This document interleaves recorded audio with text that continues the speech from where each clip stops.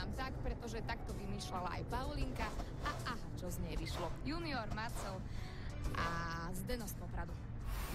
Hity Zdena z Popradu. Hity Zdena z Popradu.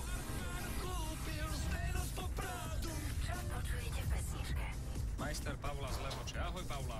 Ahojte, Ahoj, Paulinka, odkiaľ si? Kamienky. Z Kamienky, kedysi folklórny festival. Áno, áno, áno. No, dobre, sme zorientovaní. Paula, aké máš ráno? Také študijné. Učím sa. Na skúšky, hej? Skoro začínam na školu. No, si medička, ekonómka, vlastne ekonómovia nič, to sa neučíme. Ale my ťa chápeme, poslal si nám tip do Zdena z Popradu, čiže máš sa učiť, ale hlava ti chodí po blbostiach. No, to je samozrejme, tak treba sa nejako odreagovať. Pavli, poďme rovno na ten tip Zdena z Popradu, čiže kto to je najskôr? No, ja som vám ich poslala viac, tak neviem teraz úplne presne, čo sa myslí. Áno, Tak, vybrali sme si Tinu a Čistý chov, dobre? aha. Takže pesnička Čo ma láka. A 16. Ma láka. 16. sekunda. A Áno. tam?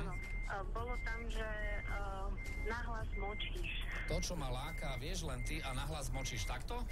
Áno, áno. To je ono.